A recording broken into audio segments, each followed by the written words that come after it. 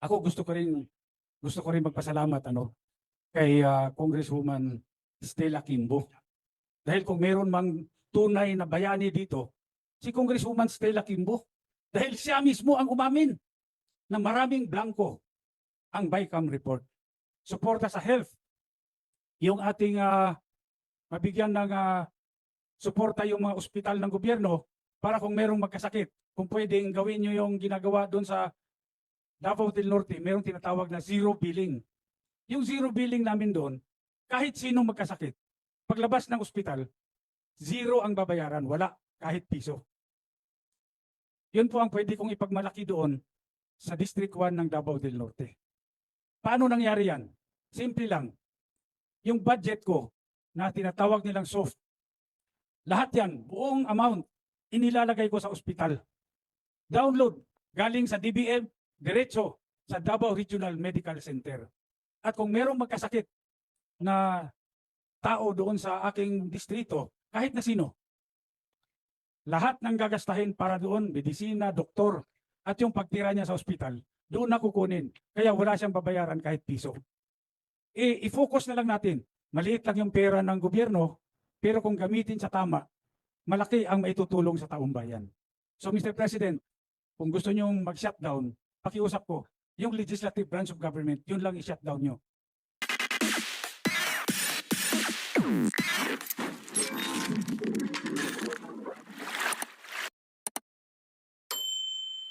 Magandang umaga po sa atin.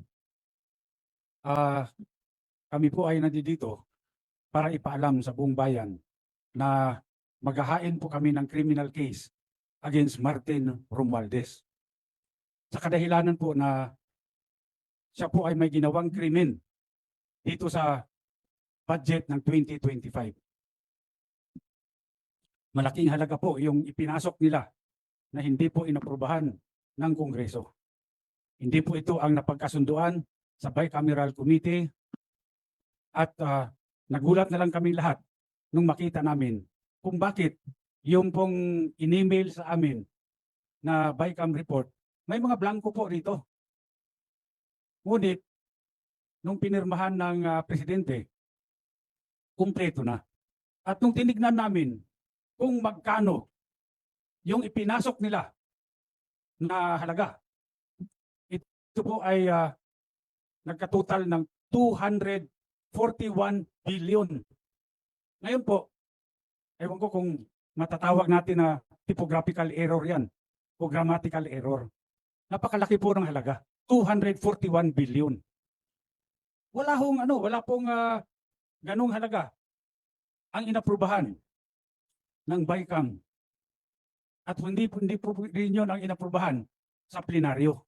Bakit po nagkaroon ng ganung halaga doon sa General Appropriations Act, GAA? Kanya po, ako bilang isang nakaupong congressman, kinakailangan ding ipakita ko sa taong bayan na kung merong mali, siguro kailangan din natin panagutin kung sino yung may gawa ng krimen.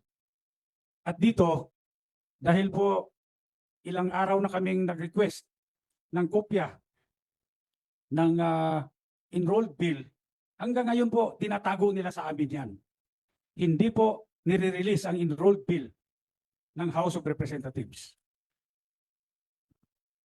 Ako nagpapasalamat sa lahat na kayo po ay nandito ngayon at upang malaman po, tulungan nyo kami para malaman ng sambayanan kung ano pong mga kalukuhan ang ginagawa dyan sa Kongreso. Okay. Okay. Baka may viewers ka, Atty. Raul Lambino? Viewers.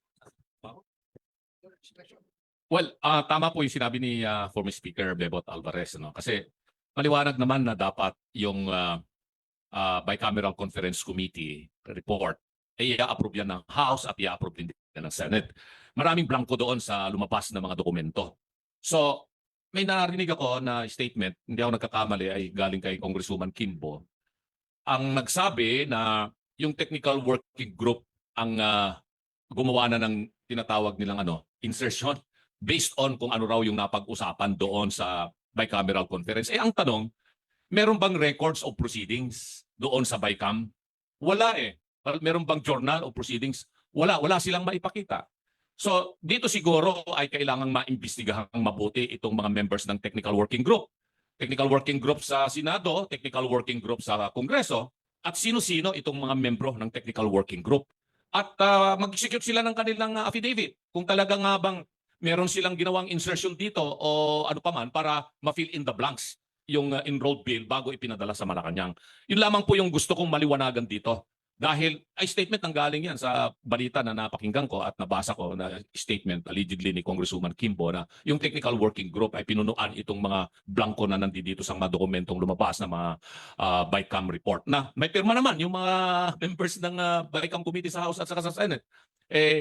Sa tinagal-tagal ko ring staff, Speaker Bebot, dyan sa Kongreso magmula 87 hanggang sa Senado, ito lamang yung kauna-unahang pagkakataon. For many years na naging staff ako dyan sa Kongreso at pati dyan sa Senado na nagkaroon ng bicameral conference committee na blanco na pirmado ng mga membro ng BICAM. At kung ito rin ay sinabmit nila doon sa plenary session para i-approvean nila, asan nga yung enrolled bill? Sabi nga ni Speaker Bibot, wala pa hanggang ngayon. Sa akin, yun ang aking pinagdududa na bakit nagkaroon ng ganon na mga insertions. Yun lamang po. Attorney Bertie, bago natin umpisa ng Q&A. Okay na? Boss, sino muna magtatanong? Carlo Mateo ng DCWB.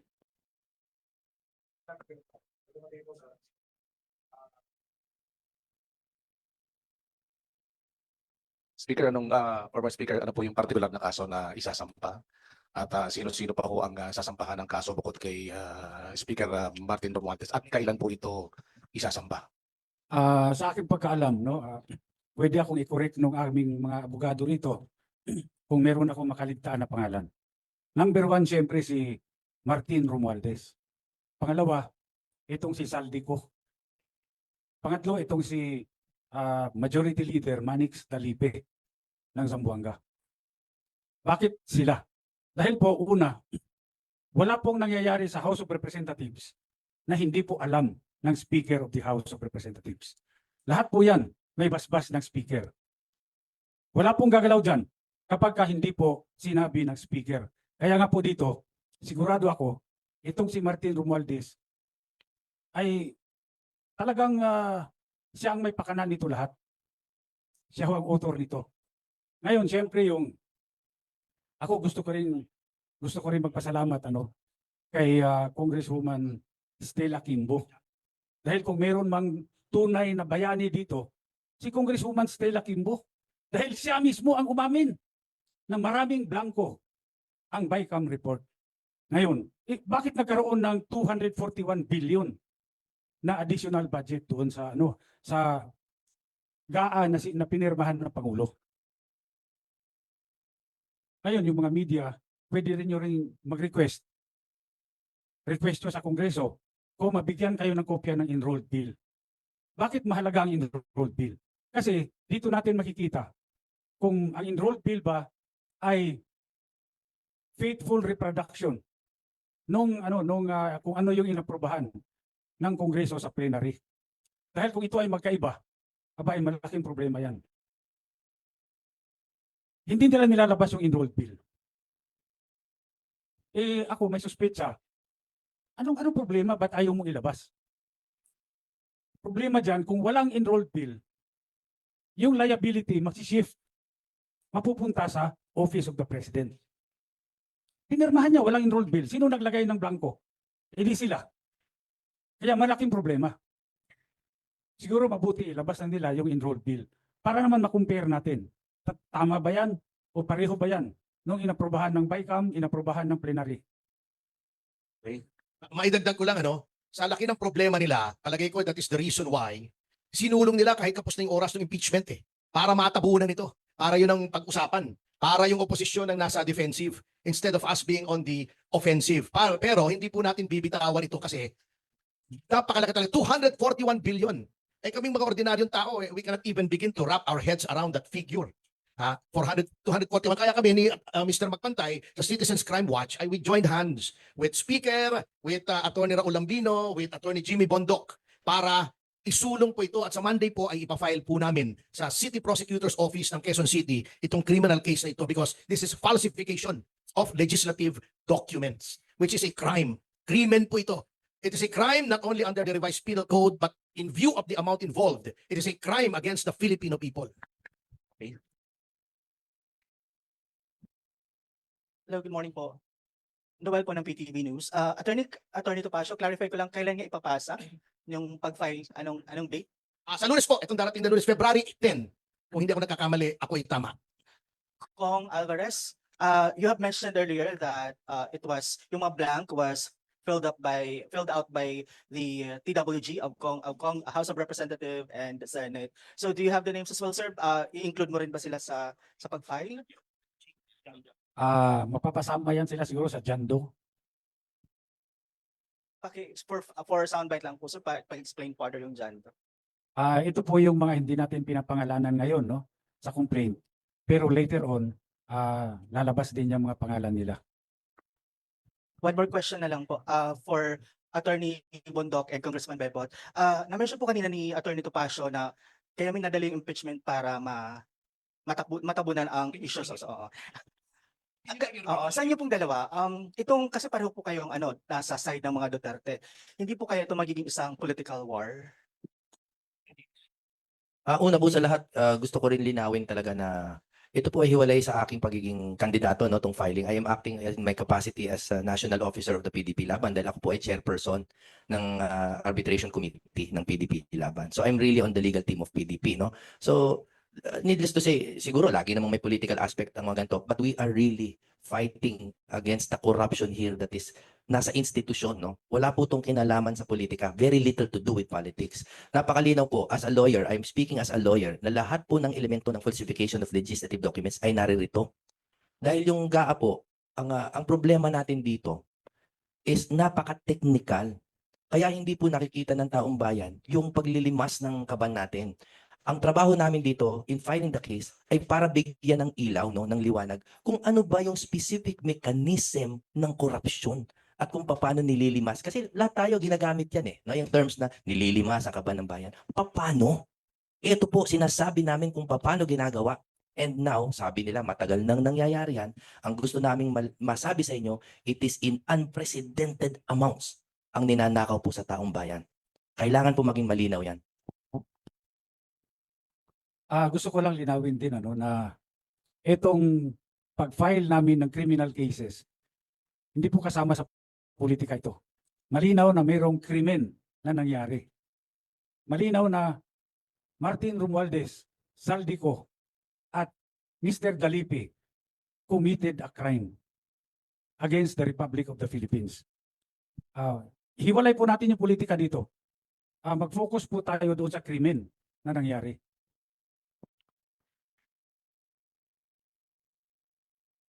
Follow up to question si Carlo Mateo, DCWB. Sir, kahit sino, si Sir Jeco magbatay po siguro. Pero ba tayong draft na dyan ng complaint para maipakita natin sa mga mamamahayag yung kung ilang pahina rin po yan? Yung pong draft, pinapine-tune pa po eh. So, by Monday na lang po. But gusto ko lang po linawin bakit kasali po dito yung Citizens Crime Watch. Wala po kaming pakialam sa politika.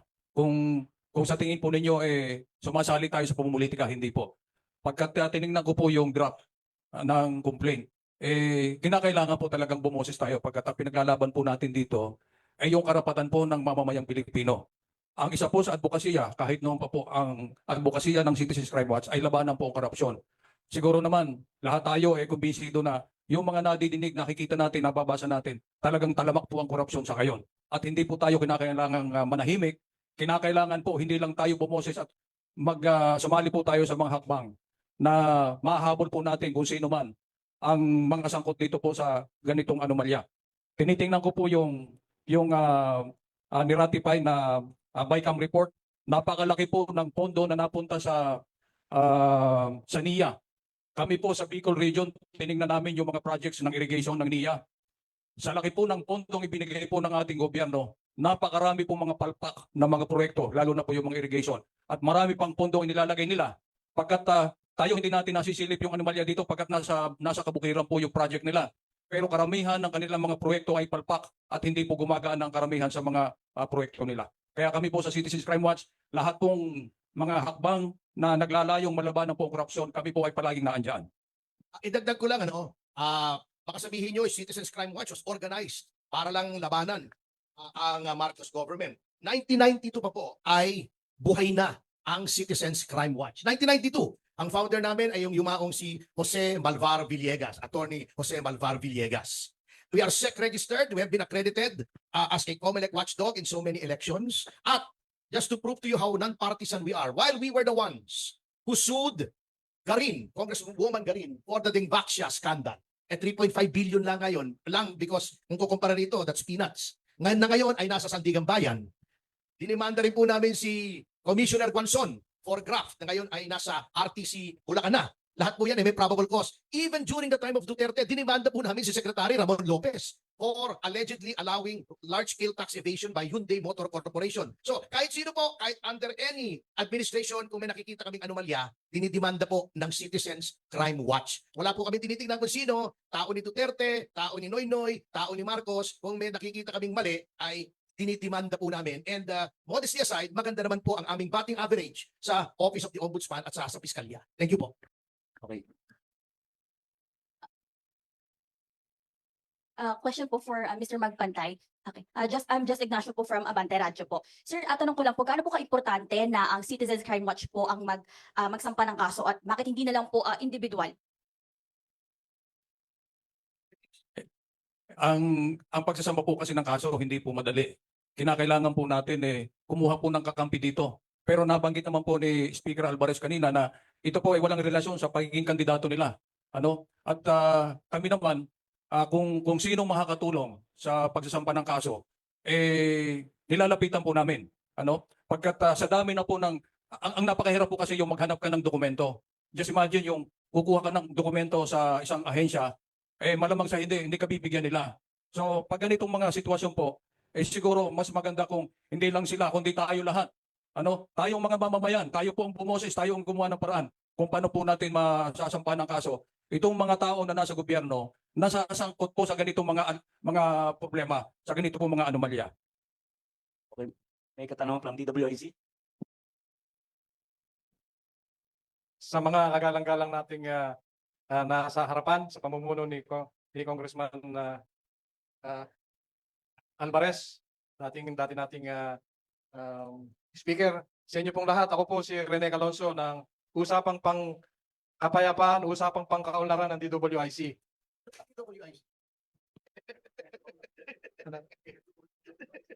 Yes, sir. At meron lamang po akong gustong linawin at mabigyan nyo ng kaliwanagan para po sa kaalaman ng lahat. Ano po bang pagkakaiba nito sa isinusulong na complaint nila Congressman Ungab? Para po magkaintindihan tayong lahat. Salamat po, sir. Yung complaint po na sinusulong nila Congressman Ungab, petition po yun sa Supreme Court to declare the 2025 General Appropriations Act unconstitutional. Ito po yung sinusulong namin dito ay yung criminal case laban po kay Martin Romualdez, Manix Dalipe, Saldico. Yun po. Any question? Follow-up? Hello? Bante, from Abante. Any questions? Boss? Maaari ko bang linawin ng konti para talagang nakikita ng taong bayan yung difference? Yung sinasabi po ni Speaker Alvarez, dalawa po yan, yung constitutionality, yung kaila kung Ungab. Sina-challenge nila yung mismong GAA na may mga na-violate sa Constitution. Hindi siya naaayon sa sinasabi ng Constitution, halimbawa sa edukasyon, na dapat highest budgetary priority, etc. Ito pong ipafile natin ay dun sa mga gumawa. Criminal punto na action dahil nag-falsify sila ng dokumento, pinolsify nila yung BICAM report. Kaya po hiwalay siya na issue. Kailangan malinaw po yan sa taong bayan. One more question from me. Para kay Kong Alvarez, kung mayroon po bang mga congressman din na nag-express to support this filing of case? To be honest about it, sa ngayon, wala pa. Kasi dahil malaki rin yung mawawala, wala ng akap, So walang gustong sumama talaga. Parang Lone Ranger to. Oliver, may ano ka ba? Sabihin ka? Dadagdagan ko lang, maaring mag-isa siya, pero as history has taught us time and again, one man can make a difference. May pa po tayong mga katanungan, mga kaibigan, kapatid? Meron ba? Ha? Sa palagay niyo po mga sir, paano po kayo matutulungan ng sambayan ng Pilipino sa labang ito dahil ito ay para sa lahat, hindi para sa kukunting grupo lamang? Well, unang-una, i-clarify ko rin lang, dahil si Ferdy at ako, pareho kaming abogado ng Citizens Crime Watch noon pa nung nandiyan pa si Dante, buhay pa si Dante Jimenez.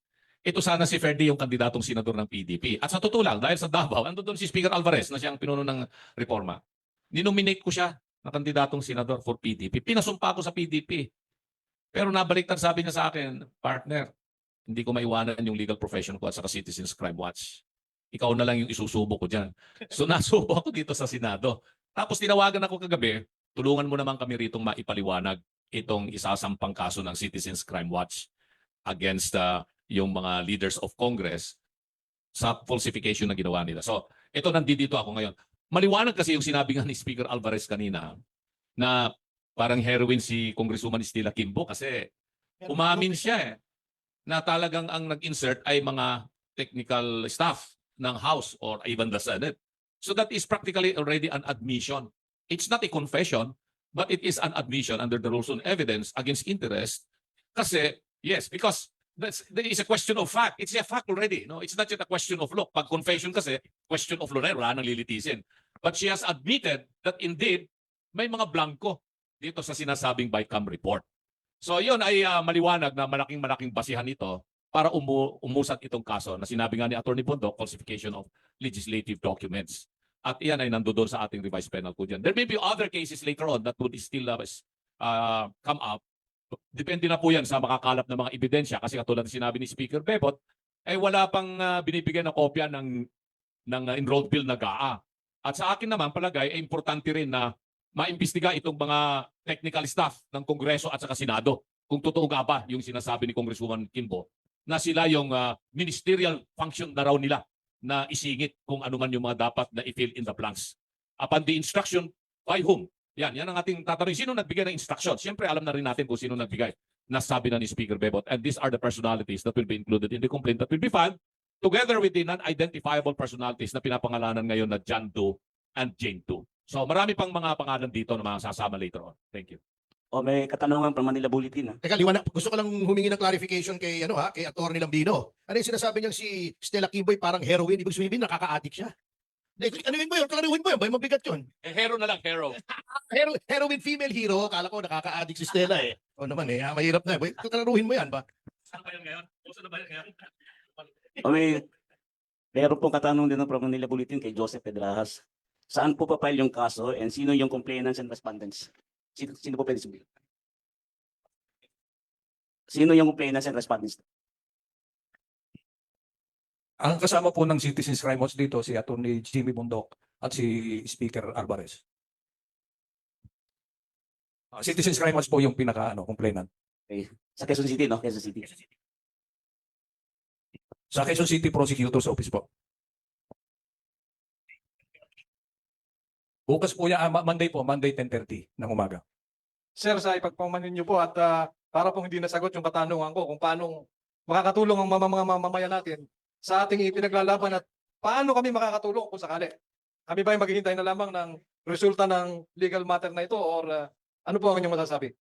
Alam niyo po, napakalaking tulong ng sambayan nandito. Unang-una, yung Citizens Crime Watch po, walang pondo yan. Kami po ay kumikilos sa sarili naming kaparaanan.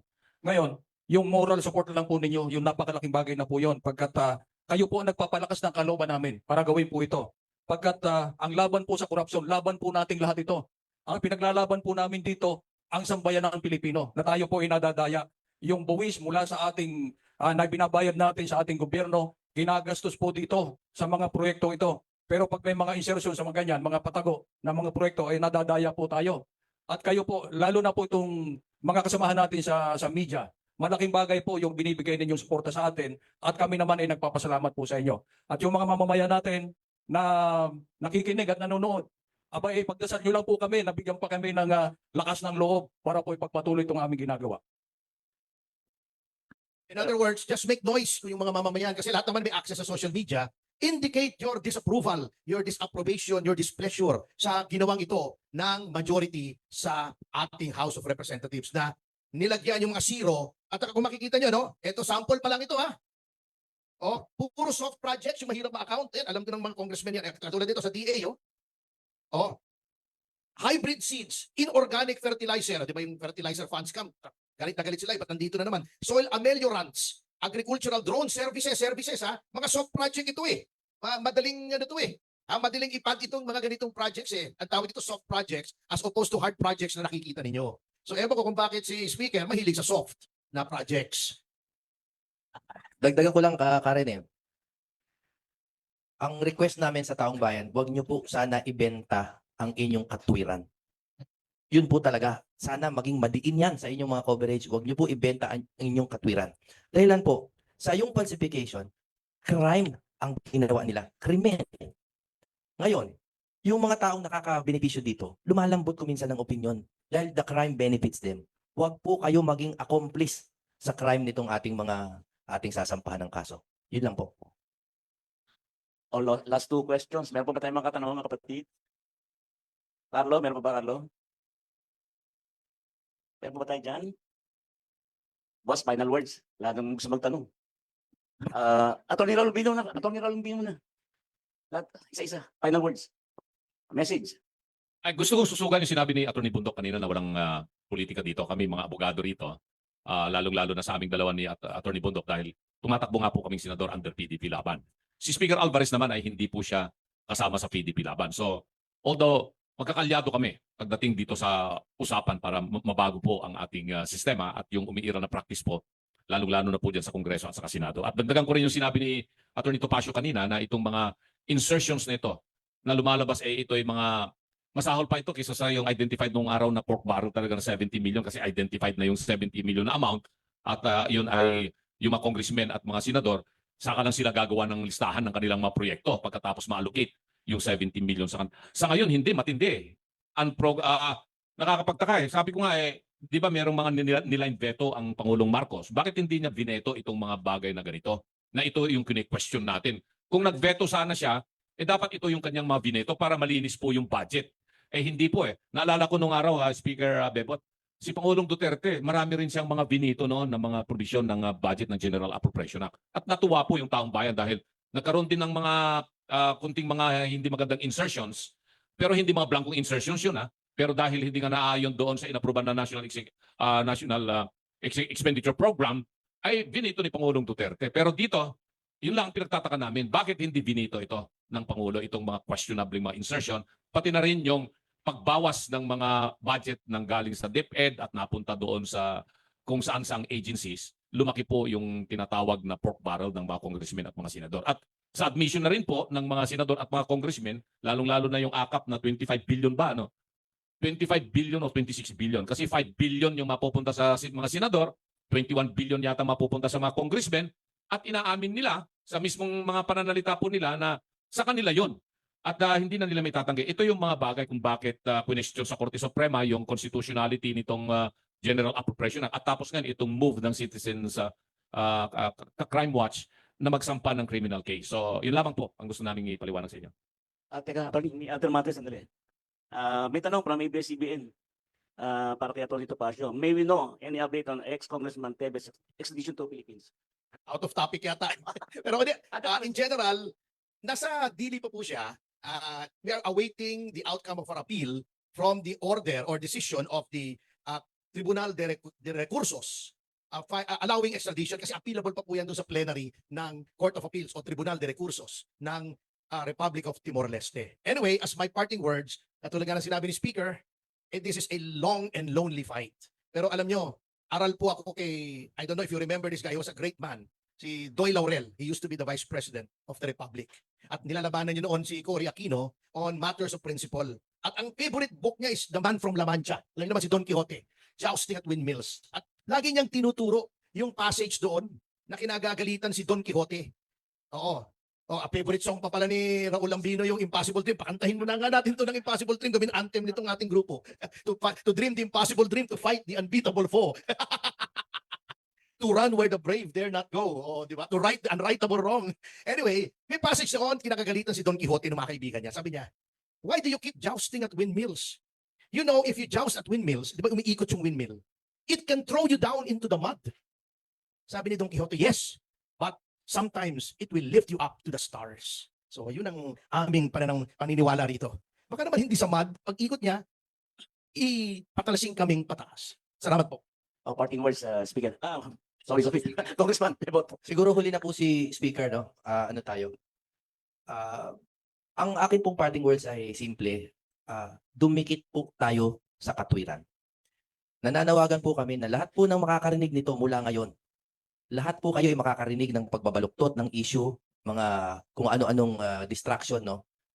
Pero ang simple pong nangyari dito ay hindi po nasunod ang ating constitutional process kung paano magpasa ng budget. Bukod doon, hindi na nasunod ang konstitusyon, meron pang nagkaroon ng falsification.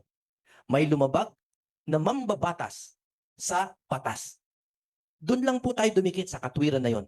Kaya wag po natin lagyan ng kulay ng politika, hindi political ito. Pinaglalaban po natin ang ating karapatan na magkaroon ng matiwasay na buhay, maunlad na buhay, at yung pera natin ay dapat na pupunta sa atin.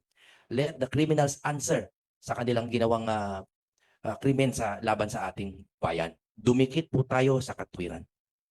Mr. Magbantay.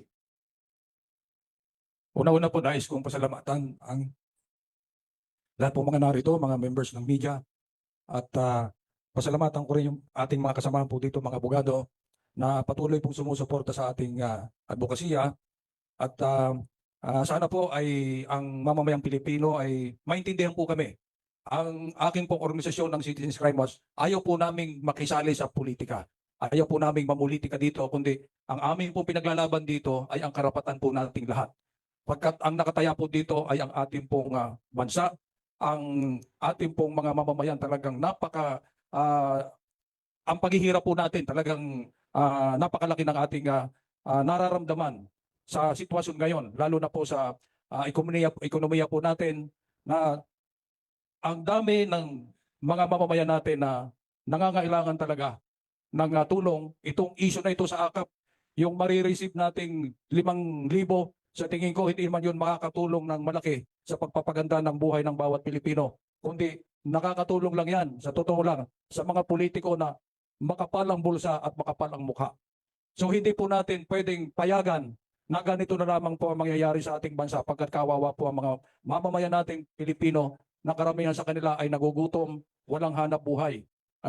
Yung AKAP, ayuda para sa mga kapos, ang kita program. Paano naman yung walang kita? Dapat di ba sila yung priority dito? Yung mga walang kita. Hindi yung kapos. Lahat naman tayo kapos ang kita. Pero tayo ba'y nabibigyan? Inamin po nila sa Senate hearing na walang panuntunan na sinunod.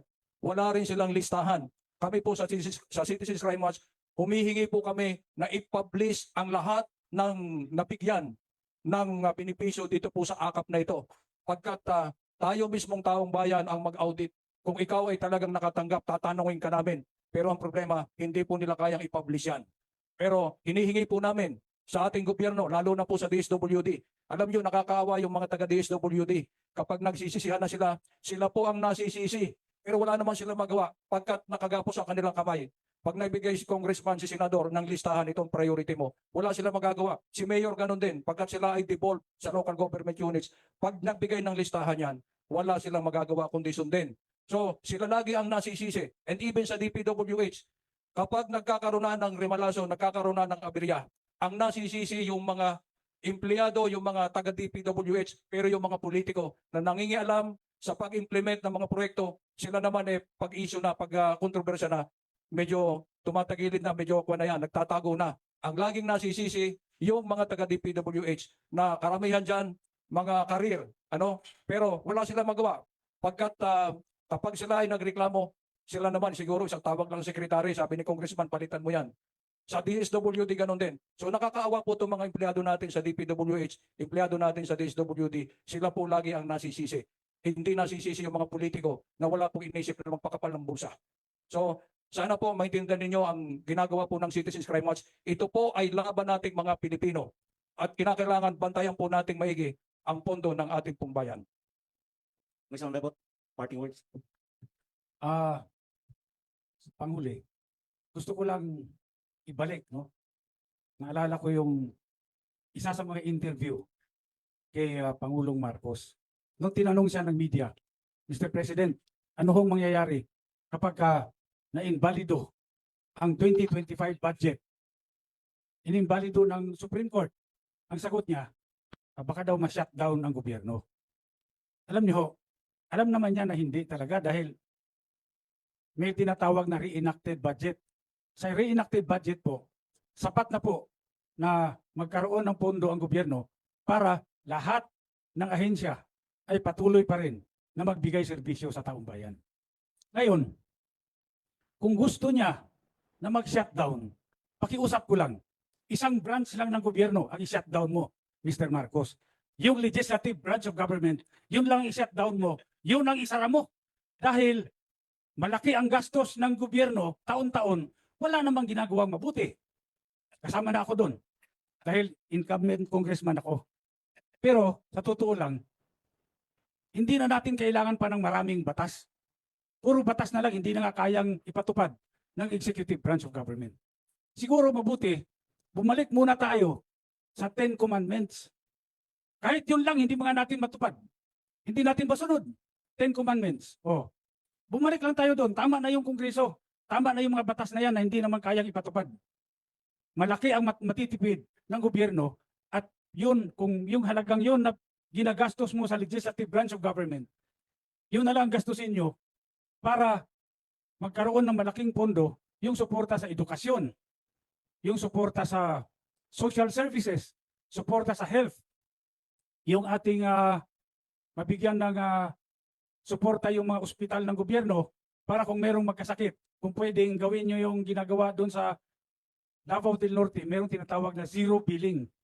Yung zero billing namin doon, kahit sinong magkasakit, paglabas ng ospital, zero ang babayaran, wala kahit piso. Yun po ang pwede kong ipagmalaki doon sa District 1 ng Davao del Norte. Paano nangyari yan? Simple lang.